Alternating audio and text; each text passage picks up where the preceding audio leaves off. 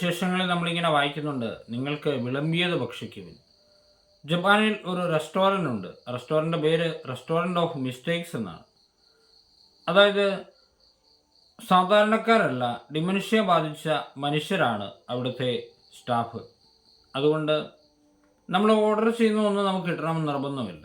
നമ്മൾ ഒരു കാര്യം ഓർഡർ ചെയ്തു എന്ന് കരുതി അത് തന്നെ കിട്ടണമെന്ന് നിർബന്ധമില്ല. വേറെ എന്തെങ്കിലും ആയിരിക്കും നമുക്ക് കിട്ടുന്നത്. പക്ഷേ അവിടെ ഇങ്ങനെ എഴുതി വെച്ചിട്ടുണ്ട്, നിങ്ങൾ ചോദിച്ചതൊക്കെ നിങ്ങൾക്ക് കിട്ടണമെന്ന് നിർബന്ധമില്ല. പക്ഷേ നിങ്ങൾക്ക് തരുന്നതൊക്കെ നല്ലതായിരിക്കുമെന്ന് ഞങ്ങൾ വാഗ്ദാനം ചെയ്യുന്നു. ശരിക്കും ദൈവം ഇങ്ങനെയാണെന്ന് എനിക്ക് തോന്നാറുണ്ട്. ചിലപ്പോൾ നമ്മൾ ചോദിച്ചതൊക്കെ ഈശോ നമുക്ക് തരണമെന്ന് നിർബന്ധമില്ല. പക്ഷേ ഈശോ നമുക്ക് തരുന്നതൊക്കെ നമുക്ക് പ്രയോജനപ്പെടുന്നതായിരിക്കും.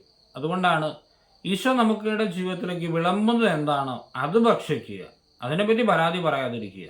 കാരണം സ്വന്തം കുഞ്ഞിന് ഏറ്റവും നല്ലത് നൽകണമെന്ന് അപ്പനറിയാം. അപ്പൻ ഈശോയാണ്. ആമേൻ.